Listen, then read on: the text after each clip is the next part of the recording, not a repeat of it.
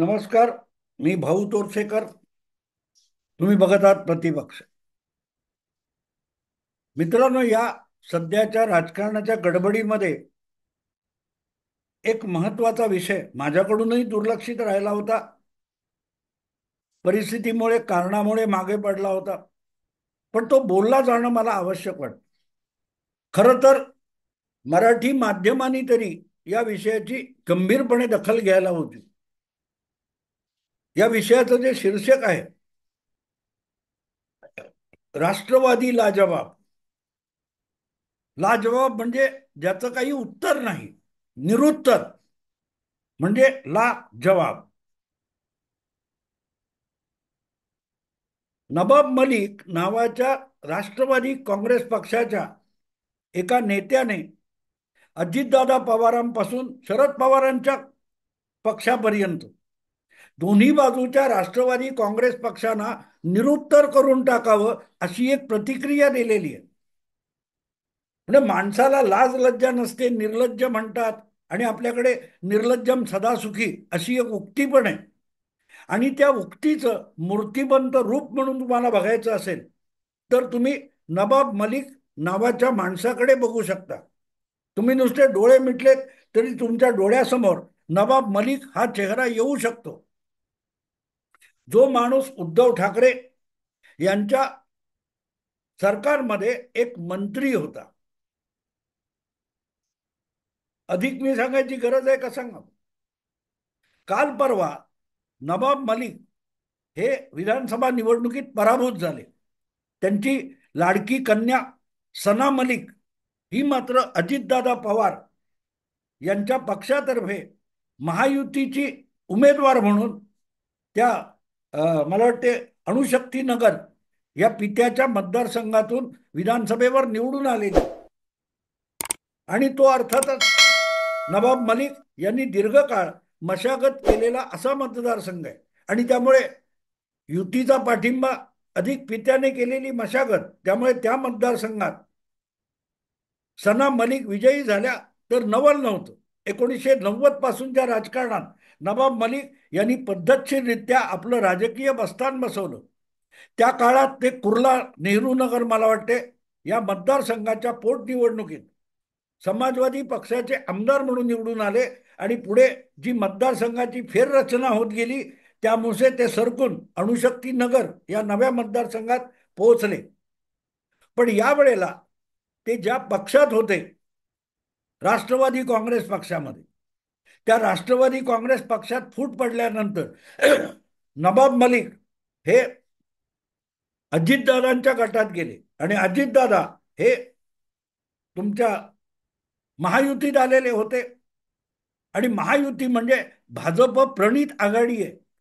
आणि भाजपचे महाराष्ट्रातले सर्वोच्च नेते देवेंद्र फडणवीस यांना अत्यंत गलिच्छ प्रकारे आरोप करून कोंडीत पकडण्याचा प्रयत्न करणारे हीच नवाब मलिक यांची आठवण आहे. ज्या वेळेला उद्धव ठाकरे मुख्यमंत्री होते आणि महाविकास आघाडीचं सरकार होतं, त्यात नवाब मलिक हे नुसते मंत्री नव्हते तर राष्ट्रवादी काँग्रेस पक्षाचे राष्ट्रीय प्रवक्ते म्हणून सुद्धा काम करत होते. आणि एक प्रकारे त्यांनी माध्यमात तुमच्या संजय राऊत यांच्याबरोबर स्पर्धा चालवली होती. संजय राऊत सकाळी 9 वाजता पत्रकारांशी कॅमेऱ्यासमोर बोलणार आणि तास दीड तासाने नवाब मलिक बोलणार. आणि नित्यनेमाने तितकीच बाष्कळ बडबड, बिनबुडाचे आरोप करायचे. अशा एका दिवशी नवाब मलिक यांनी तत्कालीन विरोधी नेते आणि आजचे मुख्यमंत्री देवेंद्र फडणवीस यांच्यावर अत्यंत गंभीर आरोप केला होता. एक फोटो दाखवला कॅमेऱ्यासमोर आणि देवेंद्र फडणवीस यांच्या शासकीय निवासस्थानी कोण एक अंमली पदार्थ याच्याशी संबंधित असलेला माणूस कसा आलेला आहे, किंवा देवेंद्र फडणवीसांच्या पत्नी अमृता फडणवीस यांच्या कुठच्या कार्यक्रमाला कुठच्या तरी अंमली पदार्थ धंदेवाल्याने कसं आर्थिक सहाय्य केलेलं आहे, असा अत्यंत खळबळजनक आरोप तुमच्या नवाब मलिक यांनी केला होता. शाहरुख खानचा मुलगा जो या ड्रग प्रकरणात पकडला गेला होता, तेव्हा केंद्र सरकारवर टीका करता करता नवाब मलिक हे देवेंद्र फडणवीसांपर्यंत घसरले होते आणि ते घसरत घसरत इथपर्यंत आले की त्यांनी बिनबुडाचा आरोप केला. तो किती खोटा आहे याचा खुलासा तेव्हाच देवेंद्र फडणवीसांनी केला होता. पण त्याला उत्तर देताना देवेंद्र फडणवीसांनी एक आणखीन वक्तव्य केलं होतं की माझ्यावर असा फुसका बार जो काय नवाब मलिकांनी सोडलेला आहे त्याचं व्याजासवेत उत्तर त्यांना मी देणार आहे. फक्त दिवाळी होऊन जाऊन द्या, कारण दिवाळीच्या आधी हा आरोप केला होता आणि दिवाळी संपल्यावर मी ॲटम बॉम्ब फोडणार आहे असं फडणवीसांनी म्हटलेलं होतं. दिवाळीच्या आधी केलेला हा जो आरोप आहे हा लवंगी फटाक्यासारखा आहे, किरकोळ आवाज करणारा आहे. पण देवेंद्र फडणवीस म्हणून मी आरोप करीन, नवाब मलिकांवर करीन, तेव्हा तो ॲटम बॉम्ब असेल असाही दणका उत्तर देताना फडणवीसांनी केला होता. आणि खरोखरच मला वाटते डिसेंबर 2020च्या सुमाराला असेल किंवा 21च्या सुमाराला, मला आता आठवत आहे, पण डिसेंबर दिवाळी नंतरची गोष्ट आहे. फडणवीसांनी असा गौप्यस्फोट केला की त्यानंतर नवाब मलिक यांना तुरुंगात जावं लागलं. दीर्घकाळ भारतातला अतिरेकी जिहादी म्हणून पाकिस्तानात दडी मारून बसलेला दाऊद इब्राहिम नावाचा माफिया बॉस आहे. त्याची जी मालमत्ता जप्त झाली असती ती मालमत्ता ईडीच्या आणि कायद्याच्या कचाट्यातून वाचवण्यासाठी नवाब मलिक यांनी कशी मदत केली आणि त्यासाठी त्या मालमत्तेच्या ठिकाणी भाडोत्री असलेल्यांना कसा त्रास दिला याचे सगळे पुरावे घेऊन देवेंद्र फडणवीसांनी जो काही गंभीर आरोप केला होता त्यानंतर हळूहळू करत नवाब मलिक यांच्या विरोधात तपास सुरू झाला. आणि एक दिवस नवाब मलिक यांना गजाआड जावं लागलं. मला आठवतं तेव्हाची आणखीन एक गंमत, त्याच दरम्यान रोहित पवार वगैरे किंवा पार्थ पवार यांच्याही कार्यालयांवर ईडीचे छापे पडले होते. आणि पवारांनी एक मजेशीर विधान केलं होतं, पाहुणे आलेत, सरकारी पाहुणे आलेत, त्यांना चहा पाणी करतो. तर नवाब मलिक यांच्या घरी सुद्धा ईडीची धाड पडली. तेव्हा त्यांनी सुद्धा खिल्ली उडवत आमच्याही घरी पाहुणे आलेत, त्यांना चहापान वगैरे करतोय असं म्हटलं होतं. पण ते पाहुणे नुसते घराबाहेर पडले नाहीत, तर नवाब मलिक यांना घेऊन गेले आणि तिथून जे गजाआड गेले नवाब मलिक, ते दीर्घकाळ तुरुंगात होते. आजही नवाब मलिक बाहेर आहेत, ते जामिनावर बाहेर आहेत. खटला अजून संपलेला नाही. तर सांगायचा मुद्दा असा मित्रांनो, सांगायचा मुद्दा असा की ते नवाब मलिक यांना जेव्हा ईडीने उचलून नेलं तेव्हा शरद पवार सुद्धा सरकारी पाहुणे चहापान वगैरे भाषा विसरले. नुसती बातमी आली की नवाब मलिक यांच्या निवासस्थानी आणि कार्यालयावर त्यांच्या व्यक्तिगत घरी ईडीची धाड पडली. तेव्हा शरद पवारांनी आपल्या पक्षाच्या ज्येष्ठ नेत्यांना एकत्र केलं, बैठक घेतली आणि घोषित करून टाकलं की भले अटक झाली तरी नवाब मलिक आपल्या मंत्रीपदाचा राजीनामा देणार नाही. असेच आरोप संजय राठोड या शिवसेनेच्या मंत्र्यावर झाल्यानंतर उद्धव ठाकरे यांनी त्याचा मुख्यमंत्री म्हणून राजीनामा घेतला होता. पण उद्धव ठाकरे मुख्यमंत्री असलेल्या सरकारमध्ये नवाब मलिक हे राष्ट्रवादीचे आमदार होते, पण त्यांचा राजीनामा दिला जाणार नाही आणि तुम्ही मागू सुद्धा नये असा सणसणीत धाक किंवा दम दम मुख्यमंत्र्यांना शरद पवारांनी भरला होता. आणि जेव्हा शरद पवारांनी सांगितलं की नवाब मलिक राजीनामा देणार नाहीत अटक झाली तरी, तो उद्धव ठाकरेंना मुख्यमंत्री म्हणून इशारा होता, तुम्हीही नवाब मलिकचा राजीनामा मागायची हिंमत करू नका. आणि ती हिंमत उद्धव ठाकरेंना कधीही झाली नाही, कारण त्याच दिवशी पवारांनी इशारा दिल्यानंतर 1-1.5 तासांनी नवाब मलिक यांना अटक झाल्याची बातमी आली. पुढला दीर्घकाळ म्हणजे उद्धव ठाकरे यांचं सरकार कोसळेपर्यंत 6-7 महिने का 4 महिने असतील मला आठवत नाही, नवाब मलिक हे गजा आड पडलेले मंत्री होते. कदाचित त्यांचाच आदर्श मानून केजरीवाल यांनी दिल्लीतले आपले 2 मंत्री सिसोदिया किंवा सत्येंद्र जैन यांचे कधी राजीनामे घेतले नाही. तुरुंगात जाऊन पडले, सडत पडले, तरी राजीनामे घेतले नव्हते. हा आदर्श उद्धव ठाकरे, नवाब मलिक आणि शरद पवारांनी निर्माण केला राजकारण, ज्याचं अनुकरण पुढे केजरीवाल यांनी केलं. हा सगळा इतिहास मी मुद्दाम सांगतोय. याचं कारण असं की पुढे उद्धव ठाकरेंचं सरकार पडलं वगैरे वगैरे, आणि सरकार पडल्यामुळे तुरुंगात असलेले नवाब मलिक यांचं मंत्रीपद हे परस्पर गेलं. पण मंत्री असूनही ते तुरुंगात होते आणि आपल्या या अटकेमुळे किंवा गजाआड पडण्यामुळे आपल्या पक्षाची बदनामी वगैरे होते, असा विचार सुद्धा नवाब मलिक यांच्या मनाला शिवला नव्हता. नवाब मलिक यांच्यावर देवेंद्र फडणवीसांनी आरोप केले होते, त्याची कागदपत्र दिली होती, त्यावरून ईडीचा तपास सुरू झाला होता.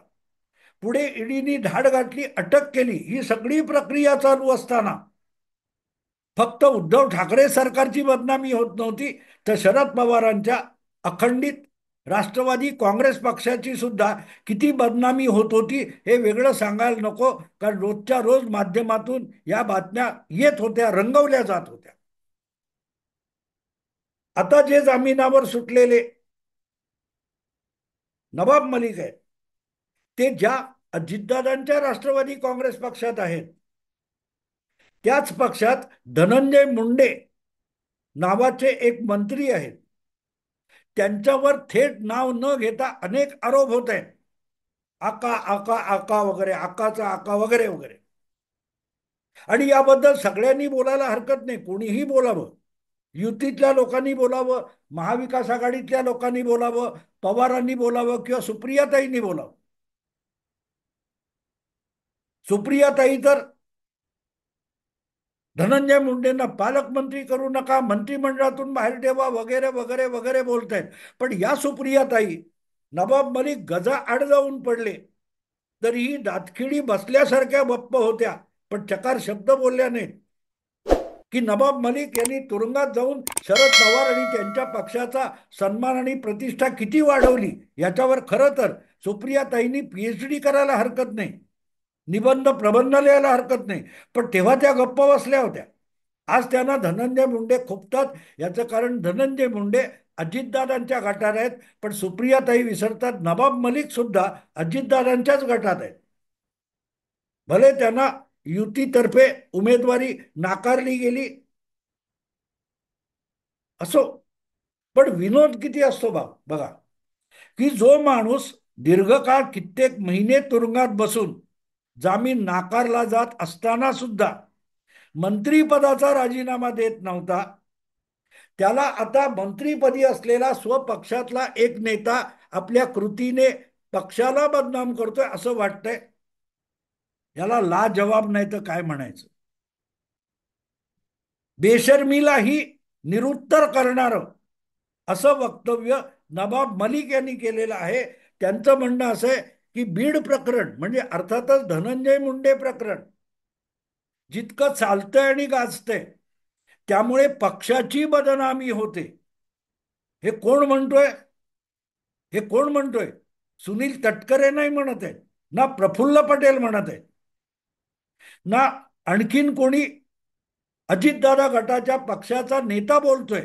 बोलणारा नेता एकच आहे, तो आहे नवाब मलिक.